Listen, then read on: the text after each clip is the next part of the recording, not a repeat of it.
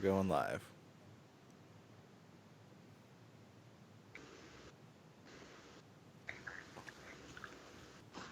Let's do this. Fire noise.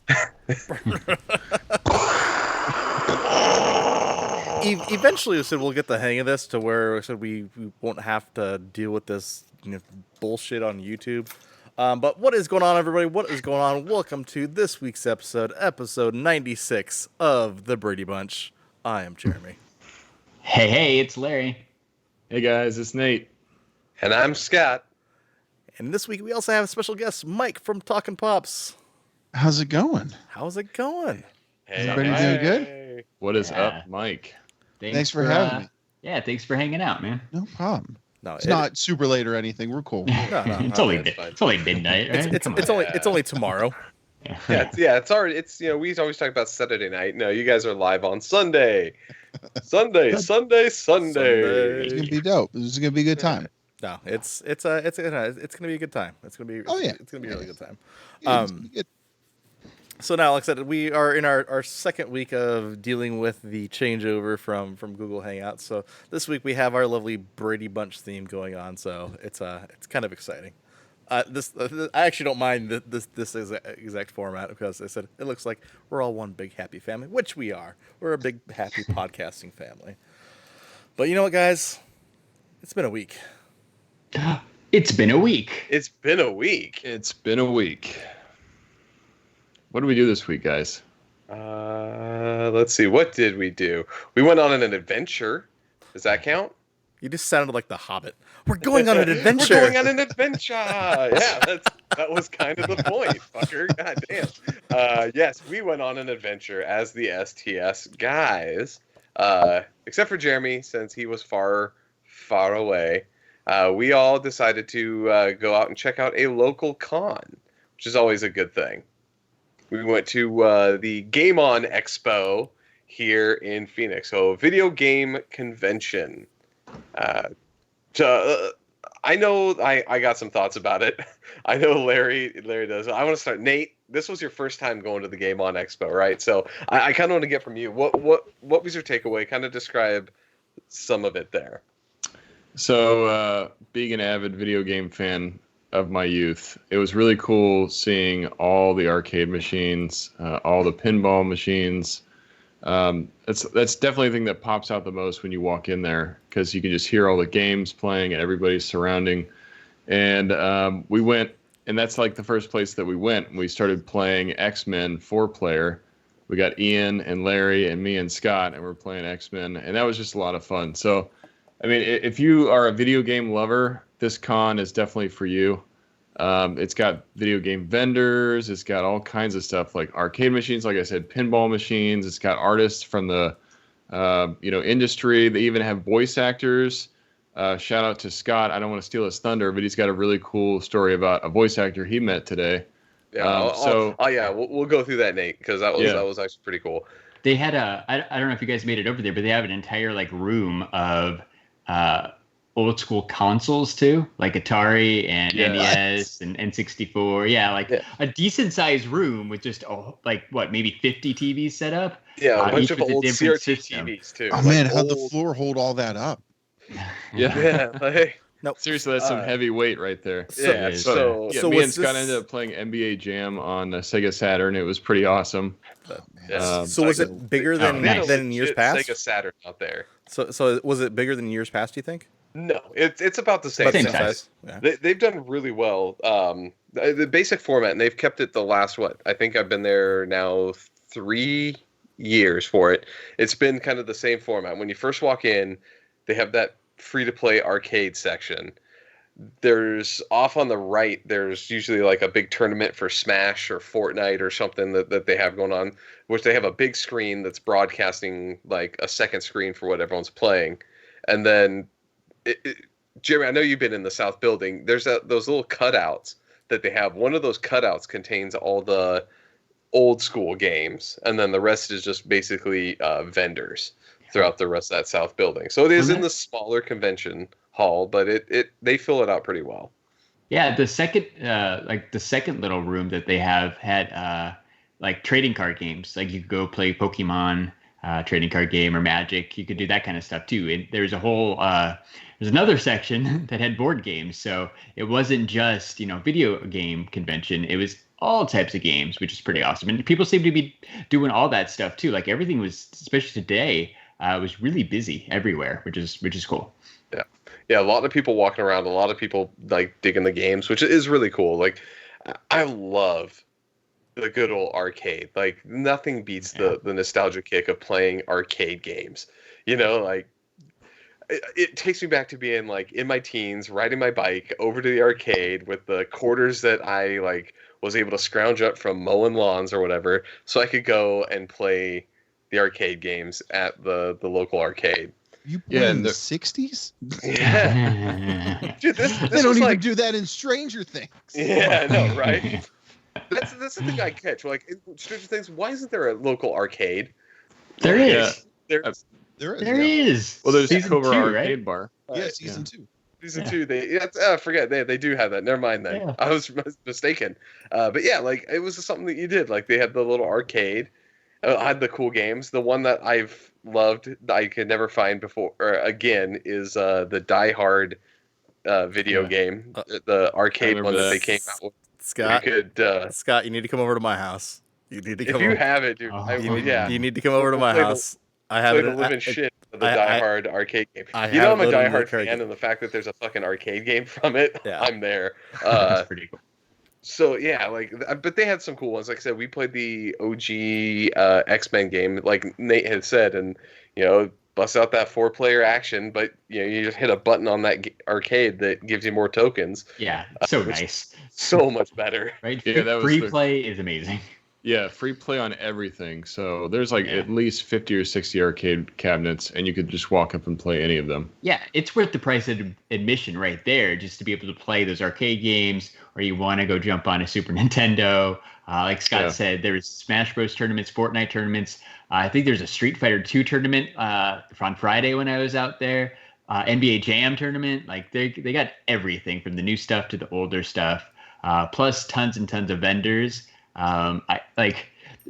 Jeremy, throwback to 2 years ago. I don't even know. It's getting fuzzy. What was that convention we went to? Retro City Fest in Pomona, California. Yeah. I remember the one comment was, "I've never seen so many copies of Mario Kart 64 in one place in my life." That was the first video game convention I went to. Same thing here, man. The vendors are a little bit repetitive because there's only so many games. But man, if you're looking for those N64 games or Sega Saturn, any of that stuff, there are so many options there. Tons of those good old NES games. Yeah, tons of good NES, the retro one, Super Nintendo, Genesis, Game Boy. All kinds of stuff. So now, one thing I'll say about this con is it's definitely geared more towards vendors. There's not really an artist alley. I mean, there's a couple people that pull up that have the art that they're selling, but for the most part it's all stores or vendors or surprisingly at this one there's a shit ton of online high schools that were also recruiting. There is. There's Navy and the Marines were Navy, Marines, and 5 online high schools. They got to supplement the ticket sales. Yeah. They got to. Wow. Hey, they're recruiting the future generation of game designers. I think it really was hey, nerd, do you want to just sit at home and play video games and do school online? We got you, fam. No, it's those situations to where the kids downstairs, the mom's yelling at them "Hey, stop playing fucking Fortnite." No, I'm going to school. It's all good. No, I'm going to school. I'm going to class. I'm on recess. Yeah. I'm on recess. So there were tons of cool video games, right? The 3 of us, I believe, only purchased one. Shout out to whoever in the chat last week was saying how horrible the Top Gun NES game was because, as promised, I looked for it and found it. This gem set me back $2. Nice. A whole couldn't $2. say no. Couldn't say no for $2. Yeah, congrats it tells you to how good of the quality. In terms of games, that is actually one of the hardest NES games. You could play the first mission fine, but then when they made you land on the aircraft carrier, landing on the aircraft crashed carrier every fucking time. Seriously, that was the hardest thing to do. Yeah, landing. I've never played it, so As soon as I get a TV in this room, I'm gonna hook up my Nintendo and I will check it out. Hook it into Twitch and live stream it. Yeah, I was gonna say I'll probably do a live stream. Why not? They make cords. It's super easy. Oh, I have one. Don't worry, I got this. I'm ready. Larry's prepared. Larry's on top of it. I just need the TV, man. We need new TVs. So yeah, no, but going through the convention Good was times, cool. right? If you're listening tonight live and you're in the Phoenix area, that'll be going on tomorrow too. It's 3 days, long hours, super awesome, downtown Phoenix. Definitely a good time. It's become like an annual thing. Like Scott said, it's been like 3 times. I think this is like their 4th or 5th one total. So definitely check it out. So Nate had brought up a story. You can check out the part of this on Instagram. I wanted to just bring over because what this guy did was super super cool. So I went over and got an autograph from Charles Martinet, who is the voice of Mario and all the Mario siblings, right? So he's also Luigi, Wario, and he gives the wah to Waluigi, right? So Your claim to fame is wah. That's all he does. Like that's all the character does is like like so we go in line and he actually is like, hey, what's your name? And I was like, oh, it's this. And so I'm like, it's Scott. And so he in the Mario voice writes out like this whole little like thing and narrates what he's saying, and then goes through each of the characters and does a little voice and then signs as the character. So like it was actually kind of a cool experience to not only just have him be like, okay, what's your name, sign it, and then like, move on.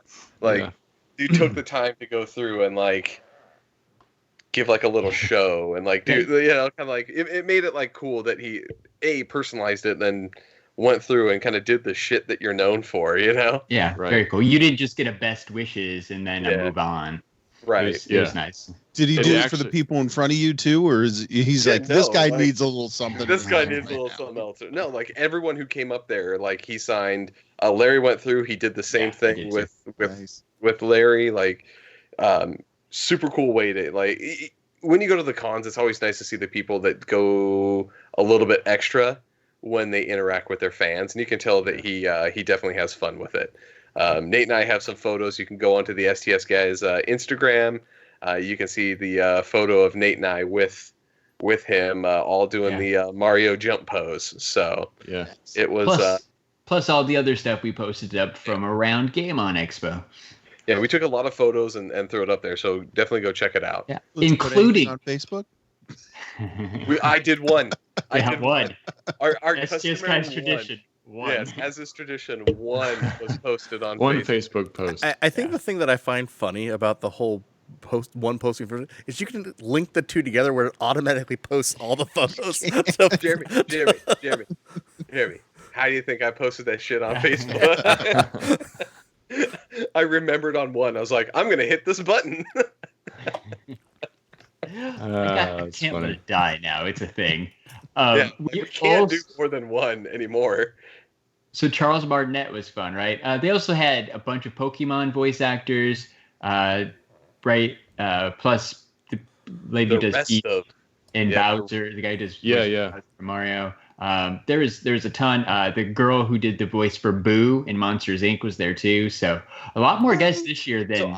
Can I talk the smack about that one though? Is like that girl was legitimately like 4 when they did that voice. They just chased a toddler around and recorded it, and now that girl's going on like the con circuit being like, I was a voice of Boo. Like, you don't even fucking remember doing that. Like, I would do the same thing. If I was in one episode of NCIS, I'd be going to every single one of them in the area. Okay, you gotta make all it's worth.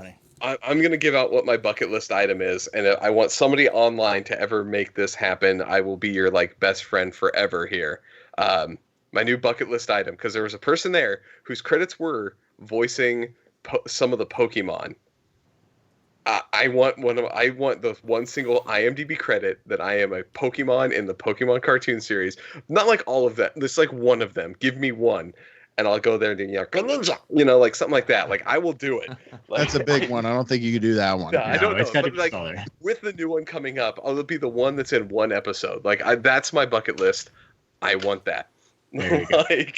I feel like that's almost attainable. It Like, we just might have be. to know the right it might guy. be. I need to It's know like a the brand right new one person. that just gets like killed off, and then Yeah. No, The like, key just- one, right? The yeah, one yeah. that's just a bunch of keys.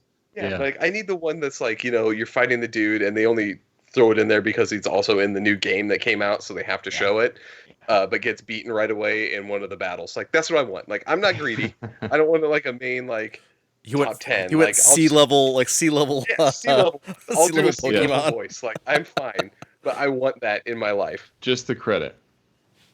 Yeah, but James' Charles Barnett was stepdad, right? yeah. You can be that little like Not Magnetron. even a person. I fucking don't one. want my actual voice on there. I just want to make a silly noise and say Okay. the thing's name like 15 different ways, and then be like, "All right, I'm done for the All day. right, well, so- See you guys." So obviously you've put a lot of thought into this, right? So like I said, Yeah. what would your Pokemon name be, and what would your sound be? I don't know. I would have to see. I'm gonna have to play the All right. new Sword and Shield to figure out which All right. one All I right, would be so, good at. So that is your homework, because I said Yeah, I think follow up. I think we need to follow We'll up with create this. we'll create a demo reel where I'll just go through and do a bunch of them. So let me just recap the takeaways from this meeting. Scott, you have to play Pokemon and decide which Pokemon you deserve to voice. We'll I be think you should expecting a make up full your report own. soon. No, I absolutely can't agree. do that, 'cause then Absolutely that's agree. just fan casting, and that's sad. I will create me as this character. Nate Yeah, said, and I'm gonna play this, it's kind of like- cool because I can point now. Nate can write the fan fiction, And I'll voice it. and Scott will voice it. No, but I will voice only the Pokemon in his fiction. I don't want a talking role. Oh, Scott. Like I'm that Bulbasaur, like something like that. Like, it's fine. It's a real dream for Scott, everybody. It legit is. Like, No, anybody who knows anybody that could get this to happen, you will be like, I will be indebted to you for life if you can make this happen. One I know, other like, shout out. what the fuck is wrong with this guy? Scott's going off on a tangent here. One other shout out I want to give, like, even though there's some really cool voice actors, there's also a ton of really awesome cosplayers at Game On Expo. A lot of game-themed cosplayers. And as we're walking around, totally unexpected, we ran into Alina Masquerade. So shout out to Alina. Check her out on Instagram, at Alina Masquerade. She was really nice, came over, took a picture with us, said hello. But yeah, it was really cool seeing her, and thank you for taking the pictures with us. But there's a lot of really cool cosplayers there. I didn't expect as many people that were doing it, because it's more of a gaming convention. There was a ton. Like, surprisingly, I think there were definitely more cosplayers this year than what I saw last year, which is cool, right? That just means people are getting more into it and that kind of stuff. That's awesome. Were they video game people or just randos? A little It like was- both. A little both, but a lot of them were video game. There's a girl that was in a Sonic the Hedgehog onesie walking around. Like, there was a lot more like Overwatch game-oriented. stuff. and- Yeah. Yeah, Hell lots yeah, of Overwatch. Overwatch. Yeah. And then the occasional like Ghost Rider. Like, I remember seeing that guy today. So it's That a guy- little of everything. From That the guy PBS was a- show or from Marvel? Oh, Marvel Ghost Rider, the Flamehead. Flamehead. Yeah. Not Not the dude on the computer. not the PBS kids. Yeah. That would be That's impressive. That would be Yeah, amazing. Well, because you're just a computer going around. Why does no one cosplay as Arthur?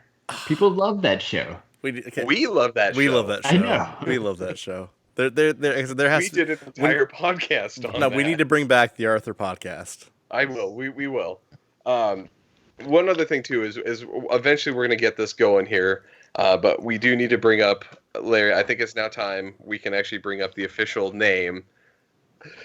So the other week we talked about something that Larry had never seen, Top Gun, and I know Jeremy got real mad about Talking Top Gun. Top Gun, Jeremy. He does not like that movie. Top Yeah. But Careful, careful. it inspired us that we are going to create a little every Spin-off. probably other week or so, a little spin-off for Larry and I watch a old 80s movie and then shit all over it for about a half an hour.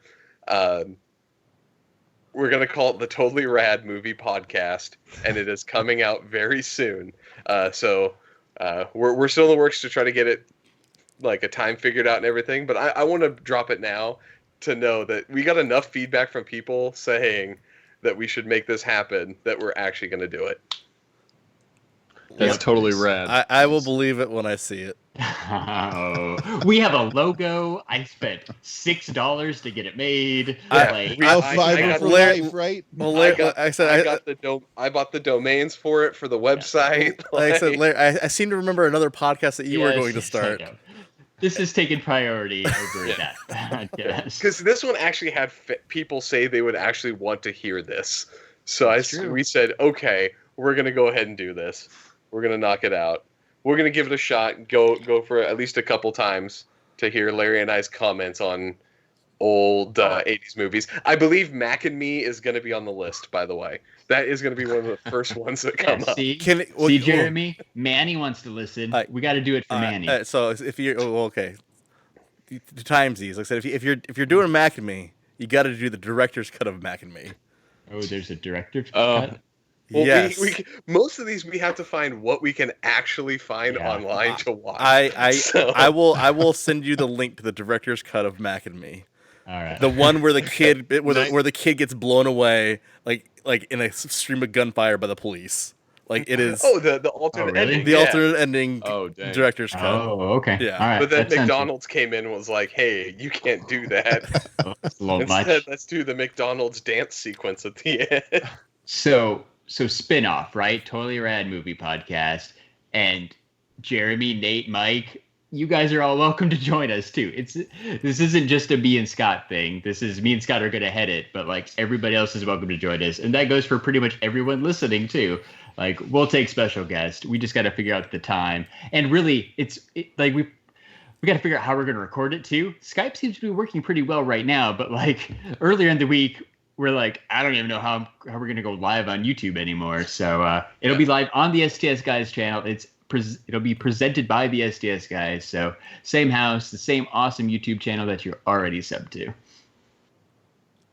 I'm Yay. excited. And yes, we're watching Top Gun first. I'm Yes. excited. Top Gun has to start because it is the movie that started this whole thing. Piece of shit Jeremy, movie. you're gonna hear a lot Jeremy's of so Highway to the pissed. Danger Zone. Oh yeah. It's the only good thing to come out of that movie. As a Right? Kenny Loggins. Fuck Kenny Loggins. All right. That's what I have to say. So we didn't get together here just to. All right, yeah. Can shit. I do the transition? Let's do the Jeremy. You since have we're a gonna- transition. So Let's do it. So instead of talking about like something shitty, let's talk about something good. And you know what's good? The Boys on Amazon Prime, which Amazon had just come out. It's the most watched show on Amazon Prime within the first 2 weeks than every other show that's been on Amazon Prime. Wow. I mentioned it I the can other see day with it. I think what was it? Grand Tour had that spot, and this thing just blew it away. Yeah, in 2 weeks. In 2 weeks. That's impressive. Yeah, on IMDb they track like popularity, and it's up there as one of the most popular search items on IMDb right now. Because it's good. Yeah, it's real Yeah, good. really good. All right, Real good. let's how are we gonna do this? Yeah, let's frame this up. So so very first thing we got to do is so we always go through our overall rating, basically on our scale of basically 1 to 5. Let's kind of go around with the 1 to 5 rating first, and then we'll kind of dive into some of the details regarding the show. So let me go ahead and kick it off, Scott. Let me kick it off with you first, just because I knew you were going to be passionate about this show, just like I was. Go ahead and kick us off with your rating, Scott. So dude, I know that you hate when I do this, but I'm giving it a thing. It's a 4.75 for me. There's very few things that I Really? think like it's First it's- Top it's- Gun it's- now. It's not a perfect 5, but like it's Not a perfect 5 like Top Gun. yeah, Top Gun is a fucking 5er all day, baby. No, it's there's a few things I didn't like about it, but outside of that, it was amazing, man. Like yeah, like it's up there. All right, so I don't a lot of the stuff I like though I can't really bring up quite yet without we'll going into some of the spoilers or anything like that. So we'll let's talk, go to everyone else's Yeah, let's stuff. go to everyone else. We'll go talk. So special guest Mike, I'm gonna go to you next. Honorary guest of the STS Guys. On a scale of 1 to 5, so where would you rate this show? I give it a 4.5. I thought it was great. No, fantastic. Only Doctor Who gets 5, so that's saying something. Well, tangent here. Are you excited for the fact that Doctor Who may be going to HBO? Fuck no. Because then I got to No? sub to this stupid HBO Max. Sure. That's a good reason. I like to buy my episodes straight from Amazon, not have to wait 6 months for them to be free on a service that I'm paying probably $30 a month for. There's Yeah, ways fair point. around that. So I know that was like completely off topic, but all right. So 4.5 for 4.5 for Mike. I- Nate, what about you, sir? I'm gonna go 4.5 on this one. I really enjoyed it. I wouldn't say it was perfect, but it's pretty damn close. Awesome. So awesome, 4.5. awesome. All right, Larry's always our pessimist of the group. I'm gonna guess it too. The wild Larry, card. He's the wild card. The guy who fell asleep during the first episode and didn't finish any more of it. Oh no. Oh, I'm gonna give it a 2. Oh man. Ooh. You're gonna have to really give us some detail about that, Larry. So sell me on why I need to watch Alright. this show, because Well, I let's just get wasn't into it at all. Yeah. Let's get Jeremy's rating, and then we'll go Alright. into the stuff, what we liked and what we didn't like. Alright. But I'd like to get everyone's kind of rating for it. So here Scott, for- you're gonna laugh at me. I'm going along with Scott. 4.75. This literally by far, like, so I had watched this entire series on an international flight, and it was literally probably the best. It was literally probably. I know, right? It was literally probably so cool. No, it was literally probably the best way to watch it. It was one, because it made my flight go by super fast. But then two, it was a good way to watch the entire story from front to back, like in a nonstop in a just shot. in a nonstop setting. Like, it literally blew away my expectations. 'Cause I read this comic book, like I said, when it was originally out, and so it was a great premise of the comic book. There was some different factors to it. I was really curious in how that was going to translate over into a TV show. But they knocked it out of the park, man. Like, Yeah, they did. So I will say that to Jeremy's point, this was the best adaptation of a comic book story into a live action show. Like I mean, Punisher, Daredevil, those were all really good, and they did very well for what they did. But this one took a lot of the themes that they had in that comic and were able to also translate like some of those ideas that were kind of the read between the lines that were from the comics that you brought back in. It was amazing. Yeah. So you bring up a big question for me, right? You just said like Daredevil and Punisher. How does this rank compared to like a Daredevil, Punisher, like the Netflix stuff, or even like an Umbrella Academy? No. Better than those? So here's what I'll say: is better than those, but there is less.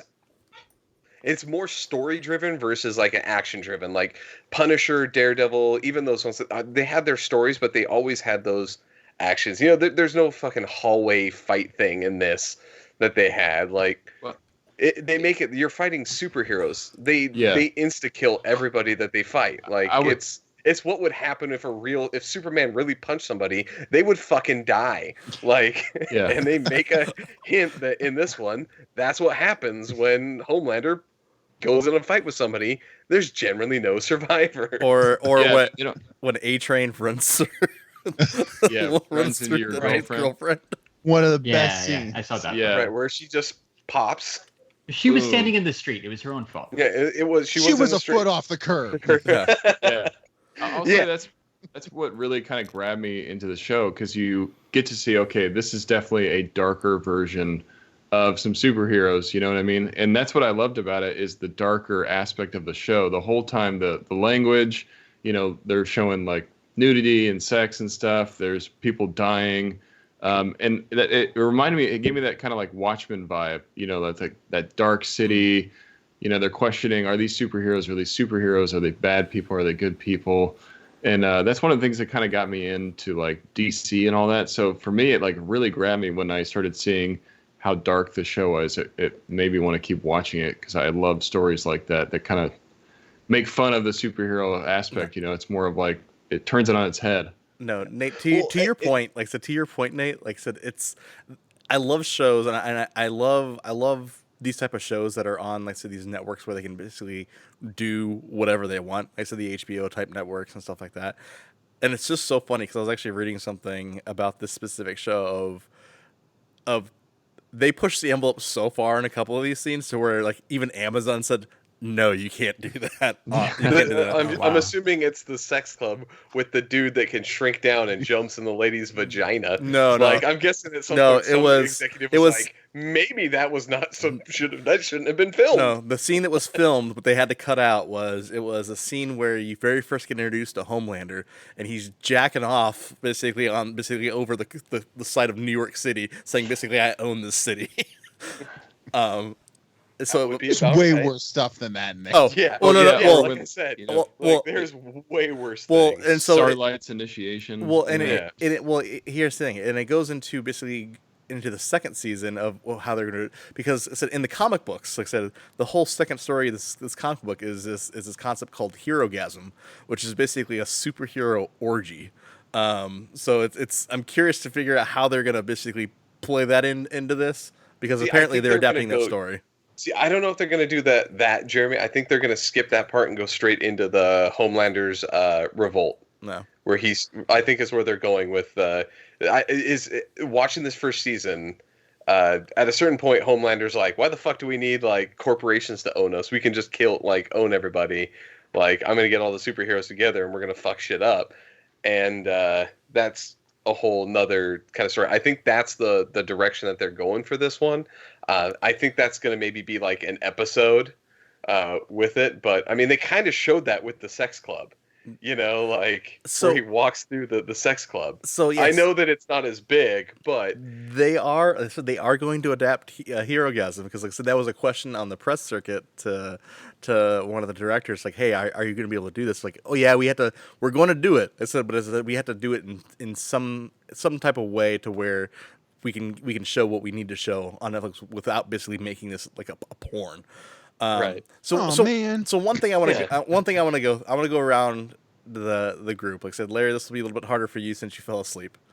But throughout the entire series, like I said, I'm going to start with Mike first.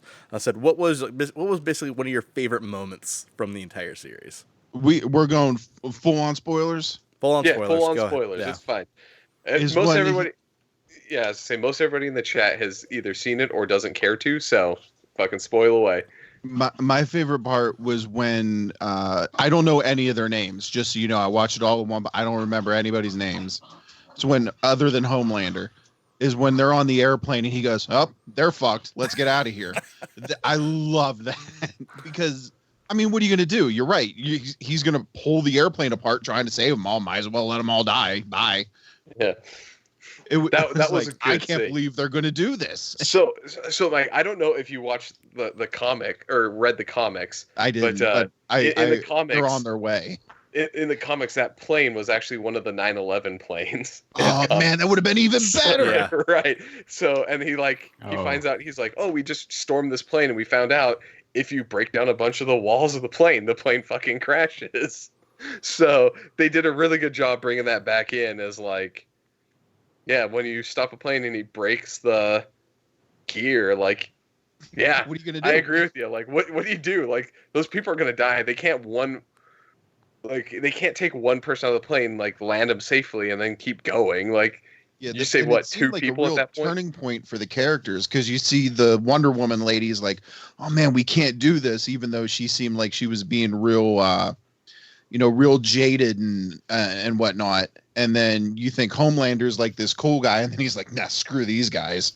It just seemed like a real flip for the characters. Right. Nate, it's definitely a defining moment in the show. Nate, let's go with you next. What was one of your favorite moments from the show, from the series?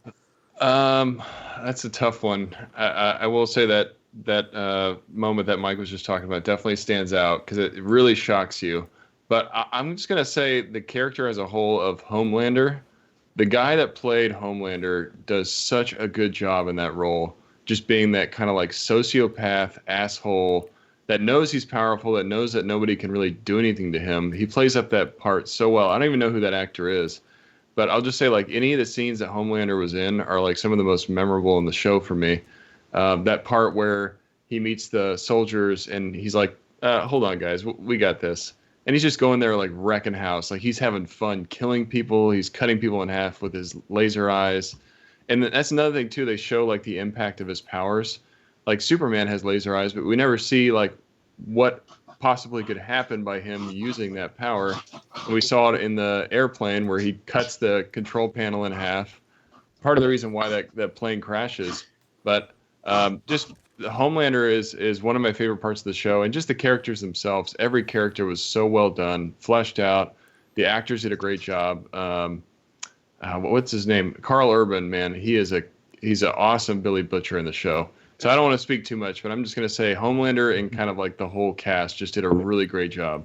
Well, to add on to your point too, Nate, I think the guy who plays Homelander does that great job of being that dickhead. And then, it kind of shows the cameraman recording him. So he's a piece, like he's his asshole self. And the guy's like, action. And he flips the switch. He's like, and I'm this homegrown boy. Like immediately becomes Superman, right? Like this like wholesome character. And then the second it's like cut, the camera goes off. He's like, all right, I'm fucking done with this shit. Like, am I done? Like, can I go? Like the way that he like just like flips his script immediately shows that character just knows what to do when he's on camera and like plays it up, and he does such a good job showing that like two sides of the coin. Now Scott, so I think that brings you to you next. So what was one of your favorite scenes? Okay. So can I do a fun little trivia fact that I actually really enjoyed in the first episode? So in the original comics, Huey, his look was based off of Simon Pegg. Like that's what they like literally made it Simon Pegg. So seeing Simon Pegg play Huey's dad in this was awesome. That made me smile. But honestly, it's Huey's first kill, man. Like that was my favorite part of the series is when they Translucent, when they shoved the C4 in his ass and he breaks out. And he's walking away, and he basically tells Huey he doesn't have the balls to basically do anything and just to let him leave. And he gets a couple feet away, and Huey just hits that fucking button and blows him up. Like, that scene, I loved how they played it out. Like, it started off that fucking season right. Like not only did they kill him, they exploded him. Like, it was great. All right, so I'm going to go next, and I'll get to Larry for the 20 minutes of the show that he saw. What was your favorite of those 20 minutes, Larry? So don't speak anything ill on TV.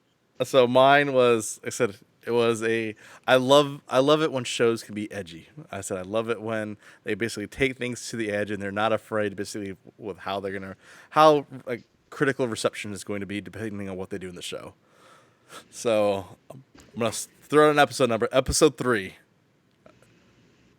Basically when Popclaw is when Popclaw's riding the dude and and then gets to that point and then finishes and basically squashes the dude's head and you just see it explode like a watermelon.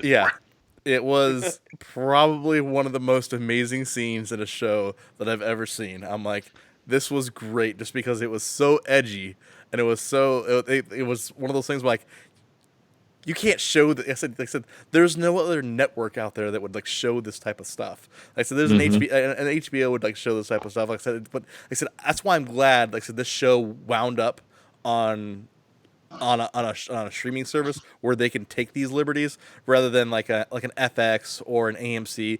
That's why I'm kind of disappointed in Preacher, just because Preacher has such great source material, but they can't take it to the edge that it needs to get taken to. And so I completely agree with you. Like Preacher needed to be in a rated R thing. Like they couldn't have like they pushed TV to where TV could have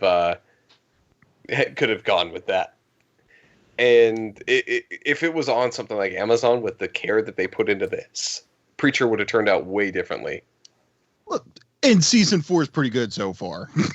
I don't know if you guys have been watching it, but the first 2 episodes are pretty great.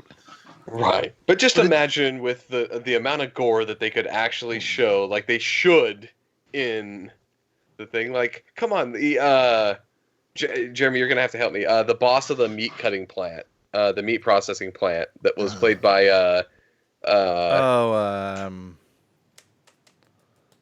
I'm drawing a blank on the so name. the guy who runs the meat processing plant in the Yeah. comics Yeah. has a person made of meat that he fucks in the comic books. They definitely didn't show that on FX.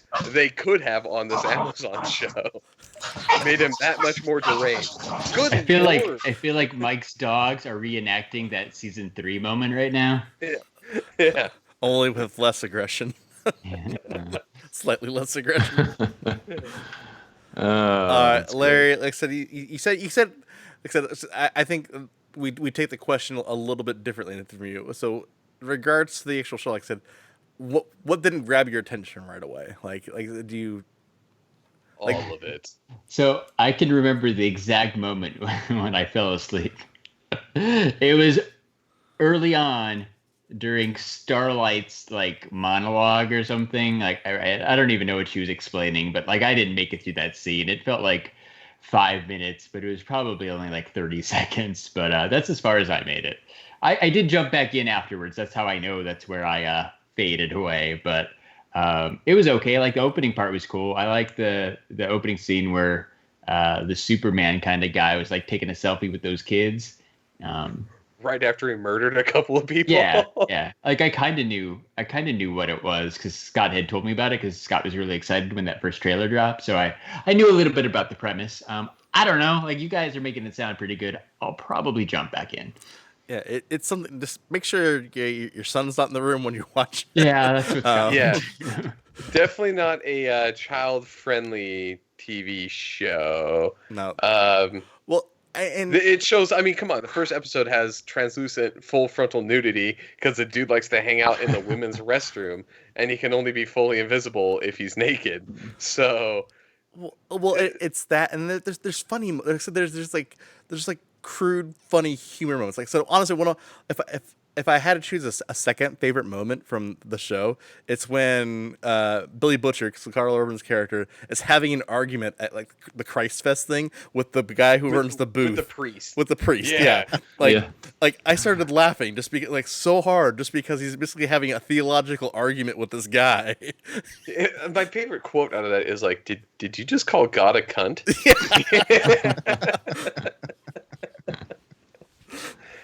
Yeah, it was pretty great. I like Frenchie and Mother's Milk too. Like the supporting cast that they have is really cool. I really hope that they do change their fates from the comics, but in terms of like the supporting cast, everyone really brought a lot to the table, and they did a really good job of giving character like development to people, even if you don't see them all that much on the show.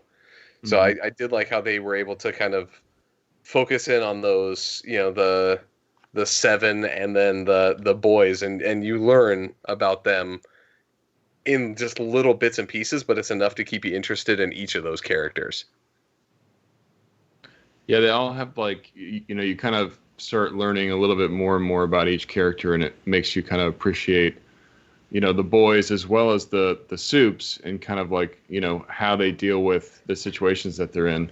It's a cool, you know, dynamic because you're always seeing like two sides of the story, which I really enjoyed. And, you know, there's just like you guys have been talking about, there's some such edgy parts that you just do not find in anything else. And it just makes me want more content like this because, you know, we need shows. There's a lot of great graphic novels that a lot of people don't want to touch because they're just so edgy. And this kind of shows you like it's possible and people really like it. You know, there's just some really great stuff in the show that it surprises you when you see it. You're like, damn, they pushed the envelope in this show. Well, some of these off, like, I don't know, what word I want. Some of these less mainstream comic book stuff seems to be doing really good, right? Like Umbrella Academy or Doom Patrol and now The Boys. So yeah, I think all it takes is one hit, right? And then everybody's going to go buy up all the other properties that are similar. So if the floodgates weren't already open on comic book movies, man, like it's not stopping anytime soon. Well, and I think that the thing that makes this one stick out is it's so vastly different from other comics. Like you have Umbrella Academy, which has the flawed there's the flawed superhero, right? Kind of trope that Umbrella Academy focuses on, and then you have the fucking garbage fire that is this whole community, and it gets that question of what would happen if like corporations were in control of superheroes. They don't operate independently. They are corporate owned, and they focus on brands and the scumbag type of people that would actually make. And it takes that whole idea of flawed superheroes and makes them like, in this one, yes, they are heroes and they stop crime, but they're also the bad guys. Like, there is no question about it that they are actually the real villains of the show. Yet these are the people that like the entire public looks up to. And, you know, they make this whole two sides of the coin thing that I thought they did a really good job with. But I don't think you can replicate that over and over again. Like, it's going to get old and tired real quick. Well, and the thing too is, and this is the one thing I found funny about the whole underlying message of the show was about basically how, you know, big faceless corporations are evil, and it's Amazon actually putting out the show. That's right. The biggest faceless organization there is. Yeah. It's kind of like poking fun of themselves. It was just a very odd kind of messaging, and so it was just really kind of weird to see that, but it's kind of funny at the same time. Mm-hmm. All right, so question for Mike. Okay. Do you think we're gonna get the boys Funko Pops anytime soon? Brian loves it, so gonna happen. Yeah, happened with The Office and Scott Pilgrim. So you think this is too edgy we're gonna get for a Funko, Billy though? Butcher. So what is it? The pop scenes, right? They have pop scenes. Can we do a Pop Claw and her landlord? Can we have a pop scene of the one? I would buy that without a doubt. Like, and that so I'm an inbox guy. That would be my out of box pop. Yeah, in more than one way.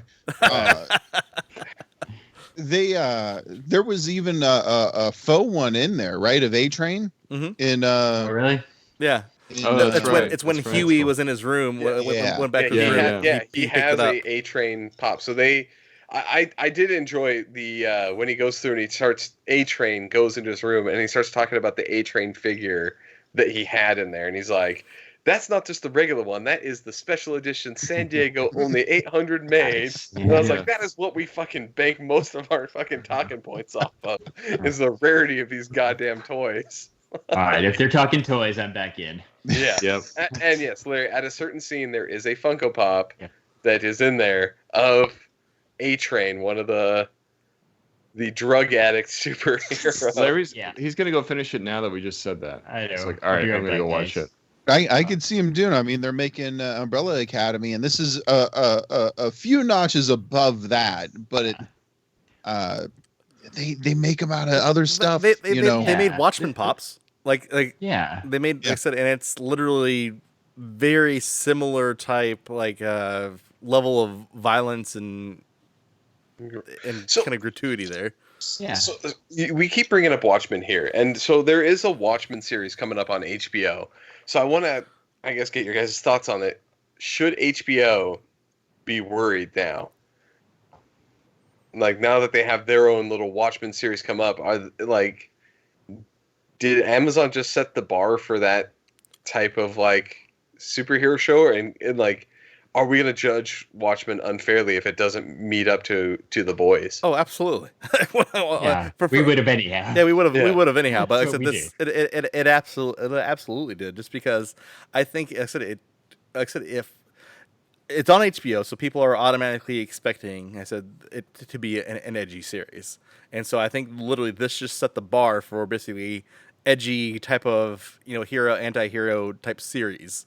Of what you can actually do with it. So I think that Watchmen definitely has the potential, and I think there's some great writing and some great kind of people behind the actual Watchmen series, and so I have high hopes for it. But like I said, I didn't know where I was going to peg The Boys at. I knew I was going to watch it, and I knew, like I said, I was kind of excited for the series, but finishing the series, like I said, it surpassed all my expectations of what I had for the series. Yeah, I mean, definitely fair point. The Boys is better than I expected, but HBO. There's a lot of great shows on HBO. A lot of good. They make some really quality content. So, I think for the source material, they hopefully are stepping up their A game and they're kind of pushing the envelope like Amazon did. But I think like anybody, it's going to start comparing it now because Amazon maybe strategically did this. Like, hey, let's get this out before Watchmen starts because HBO has more of a following than we do with this kind of stuff. So let's show what we can do and kind of steal some of that thunder. But, I have faith in HBO. I'm hoping they give us a really good show because I'm dying to see some more Watchmen. And I really hope they hit it out of the park. Well, and what else does Amazon have? Not the Tick anymore. Yeah, Oh, they got rid of the Tick? They got rid canceled of the the Tick. Tick. Yeah. That's With that wow. freaking cliffhanger. Oh yeah, right. I mean, they have nothing else. They really And have not much else. Like, They don't why? really have- Why? Actually, the Tick was good. Like, The I don't Tick know was why it got very canceled. They did a really good job of it coming back live action again. Yeah. I'm in their they have like a pilot program where they send you like, hey, here's promotional material we're thinking about using for TV shows. Hey, here's a script that we wrote. What do you read it and take a survey? That kind of thing. And they were like, hey, what'd you think about season 2 of The Tick? And I railed on them. I'm like, it's great. You guys are dumb for canceling this. Da da da da. I haven't gotten any more requests since then, but That escalated quickly. So, Yeah. So I do have some good news here, and Tyler brings it up in the chat for The Boys. It was renewed for a second season, and I believe filming is Tyler principal says they're filming photography. it, so Yeah, I think No. principal photography has started, which means they're like scouting locations and should be No. doing like legit filming soon. No, they're fast tracking. So originally, like I said, there was nervousness about even renewing because they didn't know how it was going to be received. But with the heavily interested in it, while kind of the iron's hot in regards to people are thinking about this, like they're fast tracking this production. Like I can see like Yeah, they need smart. they need to Yeah. get more of this out. Well, great so- segue. So we got a question in the chat. Night Yeah. Bodega. What do you all think of the Boys Manny. ending? We're gonna spoil it for some people here. So if you haven't seen the Boys, we're gonna talk about the ending. But I really actually do want to talk about it because they had a strong ending episode. They did some crazy stuff that I didn't expect. So they did, and So- and this is the one thing where they vastly differed from the comics because they stayed pretty close with obviously some modernizing some of the aspect. That ending was nuts, and it threw me because I did not expect. So we'll say like there's this whole thing about Homelander raping Billy Butcher's wife, and then she ends up pregnant, and everyone tells him he died, and then shows up that there's a kid, like the kid survived, and he's like he's what, like maybe like 13, Well, yeah, maybe by the thing, like so he ages a lot quicker than other kids, but so like this whole thing, so the whole reason that, and the wife is still alive, like Billy Butcher, his whole point of being is killing Homelander for the death of his wife, and she is still alive. And at the end, like it was like this boom like moment at the end that I was like, because I had read the comics, right? I was like, yeah, she's dead, like this whole thing, and then she's alive at the end. Like it blew my fucking mind. Well, yeah, and I think they do a good job kind of like explaining why Homelander is the way he is. He's kind of like a serial killer in the way that he's a sociopath. He has no empathy for people. So it makes you think like, God, if this guy has a child and he has the same power as him, he's going to be even worse. And they explain how this girl like supposedly dies. This baby like tears out of her belly and kills her basically, and make it all like graphic. Turns out that's not true. But the part that really surprised me is the girl that he has such a fascination with. What is it, Stillwell? I can't remember her first name. Mm-hmm. But he like lasers her through the skull, through the eyes, and like kills her pretty nasty. It really surprised me. I was like, whoa. So And then blew up her kid. No, well, like so, yeah. So there, she has a baby. The thing that I love and why I love the character of Billy Butcher is, so he kills this girl who Billy has strapped with a bomb, and Homelander's response is, "So I just took away your leverage. What are you gonna do?" and Billy just was like, "Fuck it," and like sets off the bomb. Like, I love a character that's just like, I don't give a shit. Like, Oh, you well, know, like Mike said, the his whole baby is. mentality is, and the baby's. I'm gonna assume that baby's dead. Like, Yeah, I the hate baby to killed was say still it. in the so room. many kids in the show. Yes, At they least did. 3. Yeah. So that, but yeah, I'm gonna say for 100% sure, like the mom is 100% dead, right? She got lasered through the skull and then blown up. It does not seem like he took any care to save that baby. He saved Billy Butcher, but not the baby. You don't think that that lady was goosing her kid with the juice? The Compound V, Yeah, the probably. compound V. I see. That's the question. Is maybe she did, but I think Homelander would have been like, "All right, I'm still gonna fucking kill this thing anyway. I hate that baby." And Like, another thing he does hate hates the that baby. kid. He Well, hates that kid. One part of the story they don't close out on at all is the fact that they've made these supervillains now out of the same Compound V. And Homelander says, I have them all over the world. But we never really see any other ones except for the one that blows up and they take him out. So that, I think, is going to be a big part of season 2, you know, expanding it across the world. Like Homelander gets more powerful now. He doesn't have Stillwell there. You know, it's going to be interesting. Like I said, I think that's his key to making his like superhero coup, right? That they're going to go into. Obviously, you know what they did in the comics to get him to start it. They can't really do in this. So making it that there's like terrorists superpowered. I really think that that's what we're going to see. Is we're going to have, you know, him using that as his way to unite all the superheroes and basically take over. Dun-dun-dun-dun. Interesting. Interesting. Well, if you can't tell, I think we like the show. Hopefully, We like the Larry show. finishes it. Larry needs to go back and watch it. There's a pop in there, Larry. An exclusive Funko Pop. There is a Funko Pop. There's probably one of those made. Wow. One.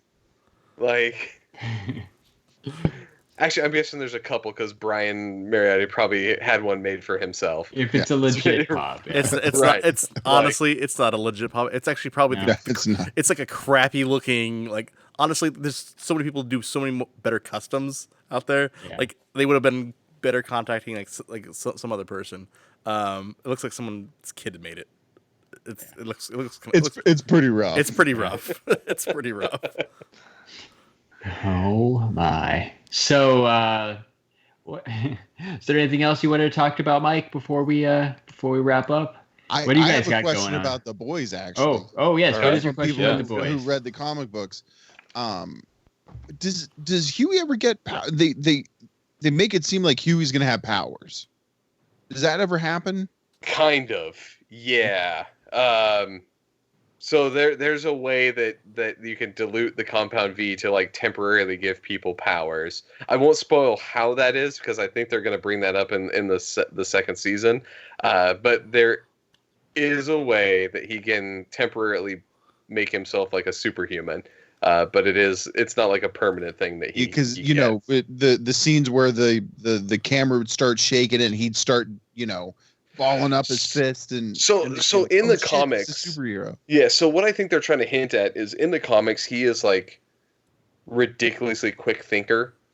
So in it, like they'll see like he's just adept at being basically a spy. Like he can pinpoint where cameras are, and they kind of hint at it that he knew about the like with translucent, like that electricity would have been his weakness, right? Like he kind of automatically knew that was the case. So I think they're trying to hint that that's him, like kind of processing and like trying to figure out a way to. Okay. He's really good about figuring out a way to take down a superhero without powers, and I think they're hinting that they're trying to build that ability into him versus him just kind of having it at the start. Okay, makes sense. Yeah, I think eventually maybe he might lead the boys and take over, Butcher's spot kind of, and then Butcher's more in like a helpful place. Well, and it's going to be weird when they find like they make it a strange situation where they found that Billy went off on his own, right? And Huey went back to save the rest of the gang. So there's going to be some drama for season 2, and I am very excited for it. I can't wait for season 2. Like I said, I'm so excited for the show to come out. Like beyond excited. like Oh beyond excited. You know what else? You know what else gets me excited? Talking Pops. Talking Pops. So you guys and recorded, pornography. You guys, we probably should have said this at the beginning. Really? Is that a new podcast, Jeremy? talking porn. Pops and porn. Talking porn. So if I'd you be guys on that aren't podcast. familiar with Talking Pops, Mike and Josh do an awesome Funko related podcast. They record live on Facebook and just about everywhere now, including Twitch and Periscope on Twitter. Yeah, like everywhere. Everywhere now. As long as it works. Sometimes it doesn't, but it's As we found out with our podcast. Well, yeah. It's hit or miss. But, right, it's a great Funko related podcast. You guys just recorded episode 169 tonight. Oh, yeah, we did. That's pretty cool. 169. 69. Nice. Real close to 420. That's the next fun one. That's not that close. It's But yeah. It's close. It's close. Got a couple hundred. Oh, yeah. Well, No, it's cool. You could just change the episode numbers. You Like could. they don't mean anything. You can Every put episode whatever is you now want on 10 there. episodes. You could just type it. It's easy. You just That's go into true. Libsyn, you change the number.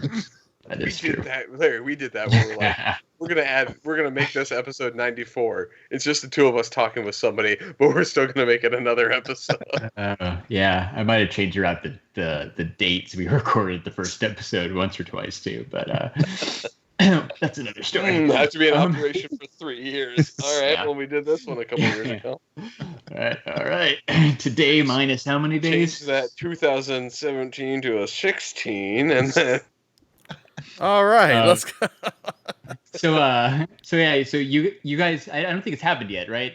You guys will be at Papapalooza Yeah, next week. next weekend. Oh, okay, cool. The 18th, I think it is. It's just a huge friggin' pop swap. It's in a Teamsters Union Hall, and you know how big the Teamsters Union Halls are. We don't have those around here. yo, I bet think you that's do. the You just Pennsylvania don't thing. know you do. yeah, that you. I don't know a Teamsters Union Hall. I have no idea what the fuck that is. Yeah. The I'm ju- Teamsters Union is a big union, and they got a hall, and then you go do stuff there. And we lost Nate. And we Nate, did. Nate, He's Bye. going to check out the Teamsters Union. Yeah, he's like, I I gotta am go look up what a Teamster Google is. mapping Teamsters. But it's got like there'll be like 30 to 50 vendors there, super quick, 5 hours. Nothing crazy. Not like what you guys went to this weekend. Just super quick, in and out one day. Yeah. Those are nice sometimes. And it's all Funko stuff. And if you don't have Funko stuff, you out. You can't do it. But it's free. It's a lot of fun. They do have VIP tickets available for $10. And they get you in an hour earlier, and all the money goes to the Children's Hospital. They got a lot of dope silent auctions. It's how I got my San Diego Comic-Con exclusive Ron Swanson proto for an insane price there because people are cheap. And but whatever. yeah, Score for you, man. right. The kids got $200 and I got a proto. Yeah. Yeah. So Nate got a blue screen of death, so I don't think he'll be back on. So we will say goodbye to Nate. Bye, Nate. Nate That's died. Bye. Bye. You guys are also doing a lot of cool stuff on your Patreon, right? You're maybe Nate is back. Hey, Nate's back. Hey, there's Nate. He is I'm back. returned. So you guys are doing a lot of cool stuff on your Patreon that you released recently, right? You got some different tiers, including We got different tiers. We Patreon exclusive episodes. we do 2 episodes a month. You can get them on the Patreon, patreon.com/talkingpops, of course. Is that a rattlesnake? I don't know what that I don't know, like a rattlesnake, like a plastic bag, maybe. it was very it was the dog had a plastic toy and it was shaking its head. That's what it was. Up until recently, we had a tier on there for $500 a month where you get to pop out of mine or Josh's collection, and then you get to keep it, and we can't rebuy it for a year. And as soon as we both got Mouse Rat Andy's, that got pulled down. Yep. I forgot about that, but that totally makes sense and good Yeah. call. Before Especially someone for figured that out. Yeah. yeah, especially when the thing I got coming next week. I did not want that to be a thing. No, that That's would the be, one that you don't tell anybody that you have in that collection. I know, right? Well, you gotta put it front and center. You wanted something that fancy, right? It goes especially when you got it from a mystery box and you didn't, It's true, and you didn't get metallic wheeze. A lot of people would love a metallic wheeze. No, there's going to be a lot of them on eBay really soon if they're not already there. What is it? Metallic Wheezes, Busby, Pillsbury Doughboys, and Diggler, Dirk Yeah. Diggler, or whatever Yeah. his name is. Yeah, John Diggle. John from Diggler. Arrow. Yeah. John Diggle And, from Arrow. Dirk Diggler. Wait, Diggler. wait. So I had to say, like, you mistook John Diggle and Dirk Diggle. Who's Dirk Diggler? Is that a real guy? Oh It's that yeah, Mark Wahlberg movie. he's from Yeah. Boogie Nights. Oh, Yeah. Yeah, Boogie Nights, yeah. that's Dirk Diggler is the dude from Boogie. Oh, you gotta. Yeah. He's got That's a good to know. special. He's got a special talent. Yeah, he I has will tell you. yeah, it's like Bull. Yeah. Unlike Boo. Surprisingly, we haven't got Boogie Nights pops yet. Oh yeah, I real wonder surprise on that why. I wonder why. Maybe that's why. Burt Reynolds, come on. You got People would Burt buy that. Reynolds. You got You got the elephant. Pee Wee Herman is in there. What's his name? Paul Rubin. Mark Paul C. Rubens. Riley, Yeah. John C. Riley, Oh. I don't think I've ever seen it. Big surprise. Robert Graham. Yeah, Larry, like I said, hence Totally we're rad, making a podcast of you seeing shows for the first time. Yeah. Put The, it on the Make list. fun of it. the more I think about it, the more this is necessary. Yes. um, Yeah. So just pop question, right? Like, you got, they finally made the Office Pops. The Office Pops finally came out, which is cool too, right? So many. It's crazy. Like, I feel like, all right, so I feel like one of the big questions is always Parks and Rec or The Office, right? Which one do you like more? Parks and Rec got like just me too, but Parks and yeah, 100% Parks and Rec. Yeah. but we only got a couple Parks and Rec pops, and there's already probably more The Office pops, and they just came out. Like, I'm a little sad as a Parks and Rec collector. There are. I'm looking As at a them right fan, now. like There are, yeah. Yeah, as but the fans, Parks and Rec Office one, always- they're harder to get. That's the thing. Oh. Super. Yeah, I mean, There's whole going to Andy- be 83 complete Parks and Rec collections in the world. Yeah. So, Yep. well, here's the thing too, and not just with Pops, but I feel that like The Office, in terms of just general like merchandise, I've seen way more Office stuff than I've ever seen Yeah. Parks and Rec stuff. It's true. And there are more like, I mean, you could do other variants for Parks and Rec, but like Prison Mike, Prison Night, Gold right, there- Face. yeah, there's Face. there's some that were just Bookface. easy. Yeah. So I don't know. We'll see. I think Office is going to be big for them, and maybe with the success of the Office wave, maybe they'll make a second Parks and Rec wave, because that first wave of Parks and Rec was way bigger until It was, yeah. they cut 3 of them. I think they Yeah. cut an April Ludgate chase, and they cut a Ron Swanson chase. And I think they cut a. Was that going to be? Was Ron Swanson going to be a Duke Silver? Either Probably. Duke Silver or him in his red shirt after he, Oh yeah. got some. Yeah.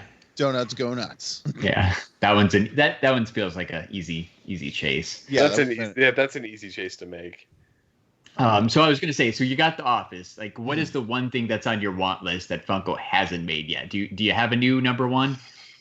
They did Community, which true. it was up there, which I never thought they would do, but it's probably now 30 Rock. Oh, okay. 30 Rock to complete the Thursday night NBC lineup. Either that or How I Met Your Mother, because I still love that friggin' show. I watch it at least twice a year. It's on Hulu Not now. mad about the ending. No, I'm okay with it. I'm okay with the ending. Ted should have never ended up with the mom. That I forget her name, because you only learn it for 2 episodes. And then she fucking dies. Yeah, that's the best part. And they're like, "Oh, 9 years. Here's the mom. 2 days dead." Dead. Oh. Don't it's a fake person. Still sad, man. Still hurts. Fictional characters. But yeah, Cool. that's I wish I had something cool like, hey, it'd be cool if they did Scott Pilgrim versus the World because it's my favorite movie. They did them, and they keep doing them. I mean, honestly, one of the answers would probably be another mainline Scott Pilgrim wave, so that it's not, So convention. I'm not super familiar with Scott Pilgrim. I've seen it.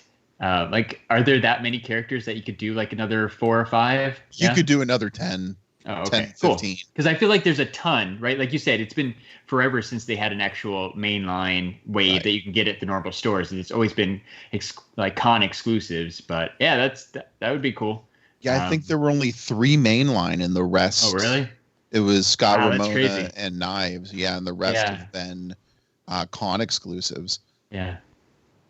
Yeah, I think you're right. That's pretty crazy. That's like the only line that's like that, where the easy to get ones, right? They're non-exclusives. There are only 3.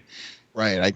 I can't. I don't know of another line that's like that, but Probably not. I mean, like you said, it's because Brian Mariotti likes it, so they keep cranking them out, which is that's what you got to do. great. Yeah. Yeah, which is great. At least they're getting made. Like Right. that's what it looked like they were going to do with Parks and Rec for a while. But then like we Because haven't they had gotten the 2 exclusives. Yeah. Yeah, but it's been like a year since we've gotten a new Parks and Rec exclusive. So. It's been over So, because STCC, right? Yeah, STCC last year and Emerald City Comic Con before that. Yep. So it's been a whole year. Maybe New York. We'll get lucky. It's getting close. It's almost time for New York announcements. It's got to be soon, right? It's in October. Yeah. They denied us press passes again. Yeah. Same. So we won't be going one day. So Well, fuck it's- those guys. Yeah, screw those guys. It really sucks because the Javits Center is only a 5-hour drive from us. Oh, It's wow. not a 8-hour plane ride. Waking up at 4 a.m. to get to the airport. Like I mean, that's us to San Diego. So I didn't realize like my East Coast geography is so good. I didn't realize you were so close. So yeah, it's because we went to Toy Alright, cool. Fair this yeah. year, and it was honestly like a 4.5 5-hour drive. It was it's not bad. It's pretty nice. Doable. Yeah. It's doable in a day. You can just go. You don't, Okay. you don't have to think about like, if I drive, I have to get a hotel and park halfway and all that bullshit. Oh, we gotta rent a car. Yeah. All 3 of us are gonna fly in different because that's what happens with me and Josh. We fly in differently because it's. Because Yeah. of reasons. Yeah, we got to make it difficult on ourselves. We can't make it easy. So I know of one event you want to go to. Do you have any other events coming up besides hopefully this Hollywood store opening whenever Funko decides to announce when the grand opening for that new California store is going to be? If I don't get to go to that HQ Same thing, dude. opening, It was supposed to be like October, right? And Yeah, we're that's in what- August. no way. I've seen pictures of it. People keep walking by it, okay. taking pictures. Not even close. I mean, they don't have walls up yet. Oh, wow. Okay. They are hiring for the Hollywood store, but I can't see it being up by October unless they're cranking out overtime hours. But Yeah. that's It's LA. They ain't paying for overtime hours. Right. The labor laws in California. that's really the only thing until next Emerald City Comic Con. Cool. Yeah, we don't hit a lot that much. It's usually Emerald City and San Diego. Fun days if we get tickets. Yeah. But other than that, Yeah. And the random stuff, right? Because you guys were at Dallas Fan Expo. Yeah. You went to Toy Fair, but right, it's not. I think those are more just, hey, let's do this. right? rather than That's like, planned. hey, I don't have to plan 3 months ahead of time to try to get a press pass to this. Yeah, exactly. You just go. You call up New York Toy Fair and you're like, hey, can we get press passes? And you're like, yeah. It's honestly that easy. Reminder to Nate, New York Toy Fair. We're on the second half of the year. It's getting close. It's a lot of fun Nate's there. frozen. Nate's really thinking about it. No, Nate's frozen. He's thinking, if anybody on the thing, Nate is thinking real hard about this fucking He's so discussion. frozen. Look at He's it. That's frozen. perfect. That's awesome. Look at Nate. Nate, I kind the of thinker. I kind of want a screenshot. Oh, I'm just done. It's been taken. Thinking Nate. It's been taken. That is awesome. that is very meme worthy. That's awesome. I was like, wow, he's really into this conversation. I realized he hasn't blinked at all. He's stroking his beard like an evil man. Well, he came back in momentarily, and then he's gone. I love how he just sent a text. His laptop crashed, but it didn't like disconnect him. Oh, there he goes, Nate. Speak of the devil. Disconnected from the chat. It just left him in. All right. So, good talk, Mike. Thank you very much for coming on with us. Thanks for having me. Yeah, no problem, man. Like, I'm glad Josh couldn't be here. He really pulls down a party. No, Josh is a good guy. No, he's not. That's what they say about me too, so it's fine. It's true. Just kidding. So where can we find you guys online? We're talking pops on everything. We made the decision to try to get all the social media handles before we even picked the name. So we almost every social media you can think of, we're talking pops on there. Talkingpops.com, podcast.talkingpops.com will take you to literally any podcast player you use. It'll automatically bring us up in that podcast player. Very cool. Yeah, because you guys are on everything. You're on Spotify, Podcoin, SoundCloud. I think everything. Deezer. That's a new one. That one is. Yeah. Oh yeah, it just came. Deezer like D's nuts. Yeah, like these nuts. Yeah, These nuts. That's Scott's new favorite. Hell yeah. That is now my new favorite podcast app. Yeah. These nuts. I'm still a fan of the old pod knife. Yeah. Yeah. Odd knife. Cut the competition. I still love when we get the random like you are now on this podcast player. We're like, I don't know who you are. Thanks. You guys get the scraper emails where they just scrape everybody's RSS feeds to get the emails, and they're like, I really like your podcast. What's the name of it? That's what I always email back, and then you never hear from them. Thanks for having me. Always loved being on, and now I don't have to listen to this episode because I lived it. Nice. We just saved an hour and 18 minutes of your life, even though you're here with us at 1 o'clock in the morning. Crucial listeners, though. I'll still download it. Yes, that's all that matters. Hey, that's all that matters. That's all we care about. Cool. Well, we were lucky, and we got STS Guys on Twitter. We got STS Guys on Instagram, but we got the STS Guys on Facebook because somebody stole just plain old STS Guys. So after you go follow Talking Pops, go check. It's some church group. Yeah. It's like really? It's student to student another ministries. podcast that hasn't done an episode in like forever 4 years. You should be able to claim that. You should be like, listen. I think we know a guy. We know a guy. Good point, Mike. We're gonna work on that. But check us out and all that stuff. Follow Talking Pops. If you love Pops like we do, they're awesome. It's one of my favorite podcasts. I forget. I wish I remembered when I started listening. It's been forever. But it is the first podcast I listen to every week on the way to work. I appreciate it. No problem. Thank you guys for giving me something to listen to it's Tuesday mornings for me now. Jeez, we gotta start releasing on Saturday then. Messing up my schedule, man. All right, we're good. What do you do your thing, Jeremy? All right. So what Podcoin, Shumi, we're fucking missing shit here. It's late. It's late. I know Mike's tired. I'm tired. I don't think you guys did a week thing either, right? Yeah, at the beginning, Game On Expo. Yeah, I didn't have. It was a boring week. It was a subtopic. It was a subtopic.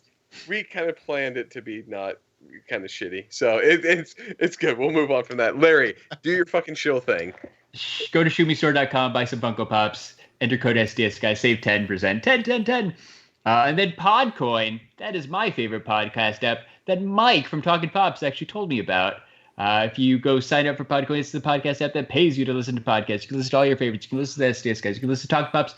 You can listen to Pop Collectors Alliance. You can listen to DC Figures and Collectibles podcast. We're all on Podcoin. Podcoin. It's the best. The best. Shown like a speedy villain. All right. Right.